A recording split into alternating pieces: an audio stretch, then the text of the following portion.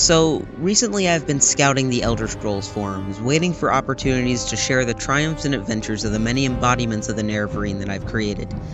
To my surprise, however, not a lot of modern Elder Scrolls players actually have a lot of those moments. The thing is, I don't want to be that specific guy that tries to convert people like it's some kind of religion, but I do want to open some people's eyes.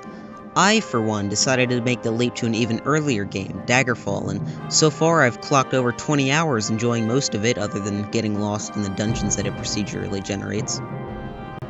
In this video, I'll be discussing what makes Morrowind great, why it can still be played today, how it blurs the line between the classic CRPG experience with total player freedom, how it can be applied to gaming today, and most of all, how you can learn to enjoy it so you can have the best experience with one of the best open-world sandbox games ever designed.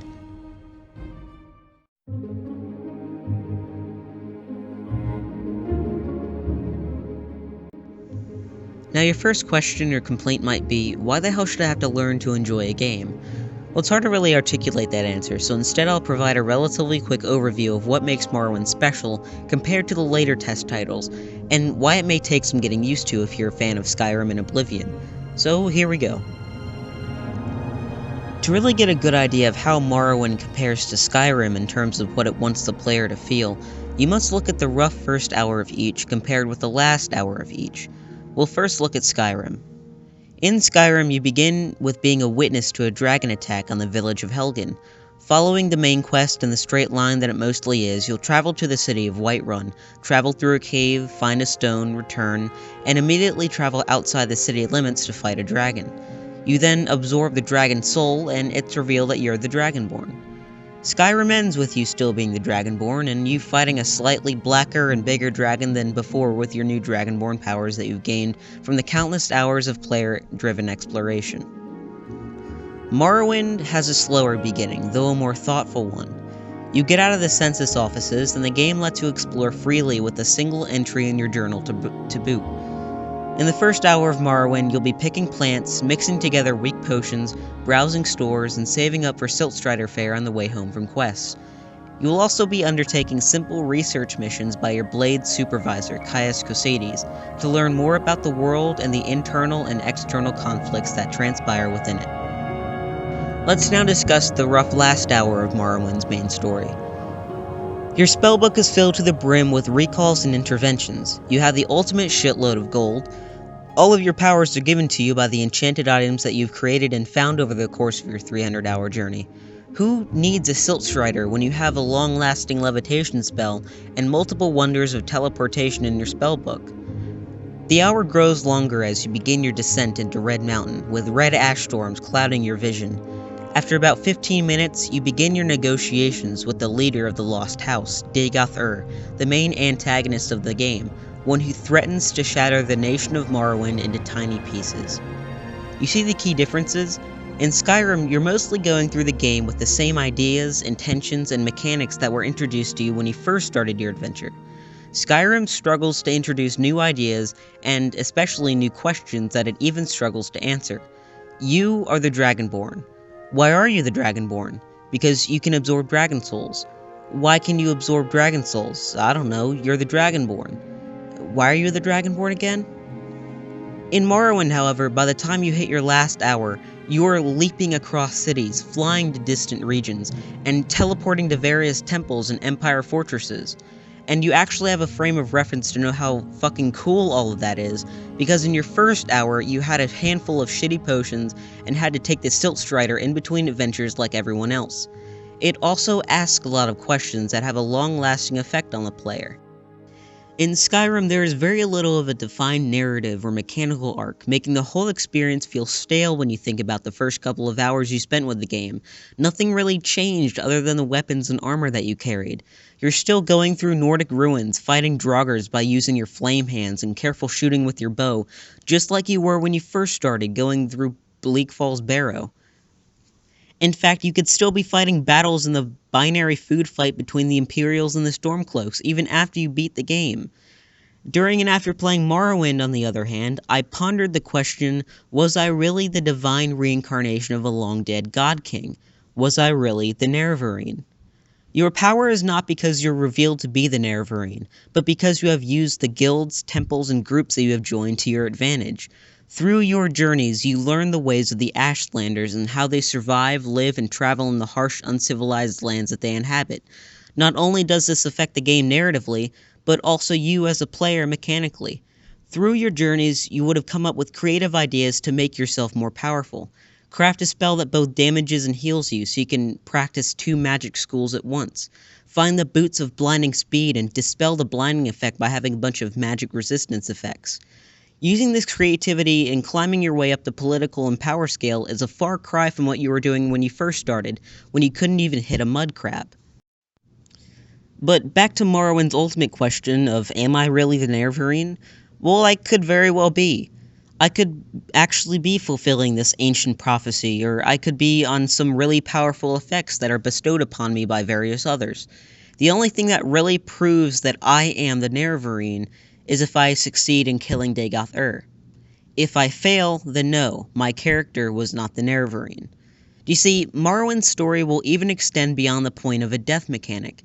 If you die in your invasion of Red Mountain and you fail to kill Dagoth-Ur, then the prophecy was not fulfilled. In contrast to Skyrim, Morrowind has a clear narrative and mechanical arc centered around the player, making you, by the end of it, truly feel like the god you were meant to be.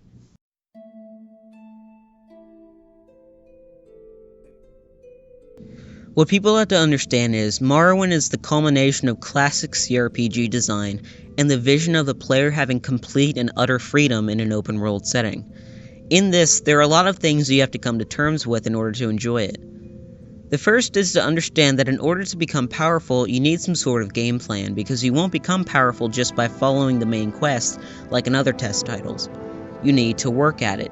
Super abilities won't be handed to you on a silver platter, which honestly makes earning them a hell of a lot more rewarding. You'll have a smile from ear to ear when you remember how you could barely damage an Ordinator in the huge city of Vivec. Now you're flying around with a huge arsenal of throwing knives and lightning bolts that you plan to rain down on your temple enemies. The next thing to understand is the fact that it's going to start slow, and it's going to be hard to get into. The first thing players realize is how the starting walking speed is as slow as molasses. This is very true, but there is a reason for this. The game doesn't want you to feel too powerful yet. You walk and run as fast as other NPCs walk and run. They want you to feel like you're just another person in the village, because in a story sense, that's what you are at the moment.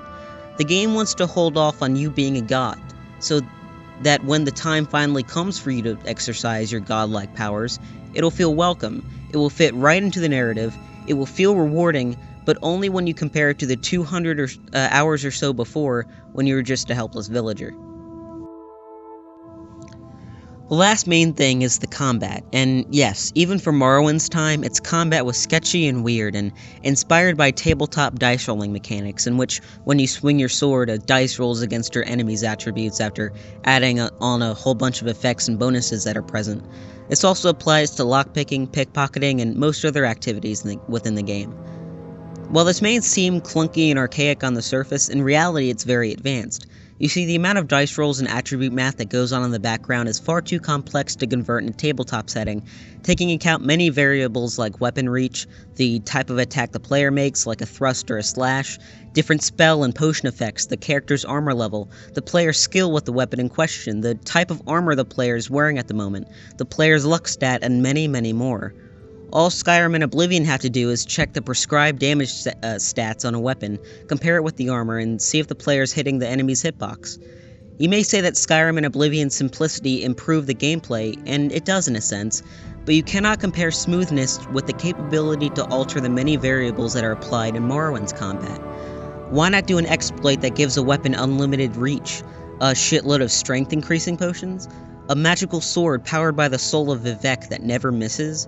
If you think about it, Morrowind doesn't just have a combat system, but a huge toolbox of parameters that the player can mess with, using the powers and abilities he or she has gained in the journey.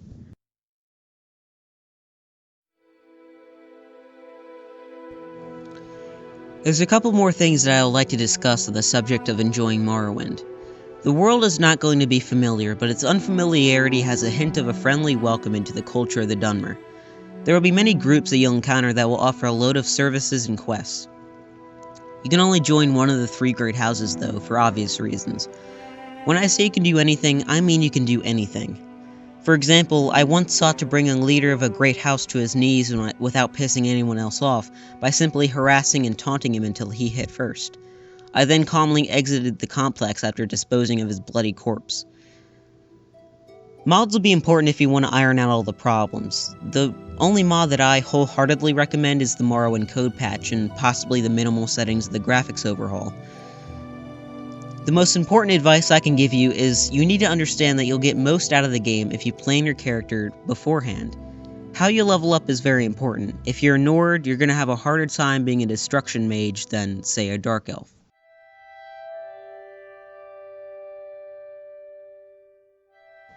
Unlike other test games, you'll be using the Q key a lot more, as you'll be walking slower.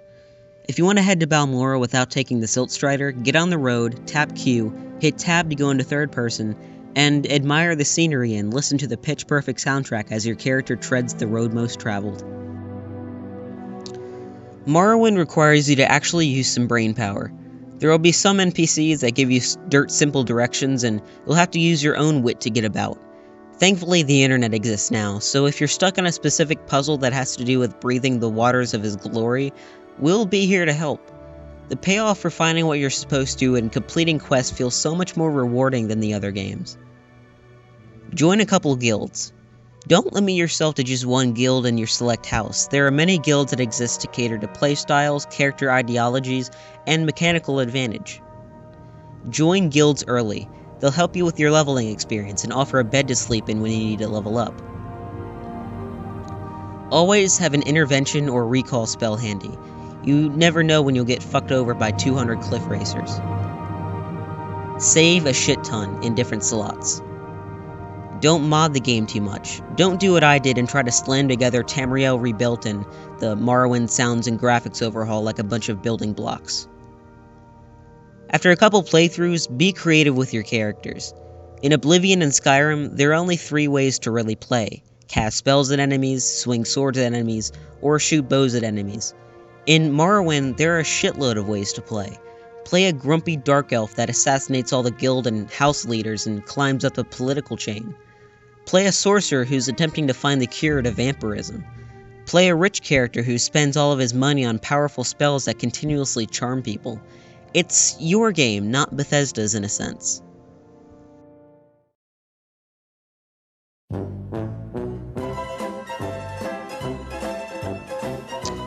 I met an orc who thought he was a Khajiit. I met a Daedra dude who claimed he was going to rape my corpse after I kept taunting him. The wrong end of a guar. After I kill you... Holy shit! Did I get some weird translation of Morrowind, or was that in the base game? Whoa! Whoa! I spent 3 years without a character who joined the temple because I got stumped on the puzzle canal. I roleplayed a vampire character. I sold my money. I beat the game in under 20 minutes. I met Crassius Curio. I had made my own library of scrolls that I crafted. I punched Vivek and immediately regretted it 0.5 seconds later. I went to the Balmora bookstore and spent 40 minutes reading all the books. I once killed every NPC in the game. I had a drink with an ash vampire before we fought to the death. I absorbed Vivek's soul with the rare soul gem and enchanted a pair of slippers that let me go completely invisible for a long amount of time. I did the 7 graces without any clothes. I put myself in God mode, gave myself millions of gold, crafted a huge fireball spell, and named it Fat Man. I spent almost an hour at level 3 trying to enchant a pair of robes with a levitation effect. Funny part is, I did it. I wondered why there weren't any real armies in the game, so I used some ultra conjuration skills and summoned an army of 150 Imperial soldiers. I drank 100 skooma. I don't need to explain. There's a video for it. So there you have it. I hope that I've not only convinced you that playing an old game like this is really worth it, but I also hope that you can share with me and the rest of Sugar Bombed some of the adventures you come across and the ones you tend to create yourself. Thank you for watching.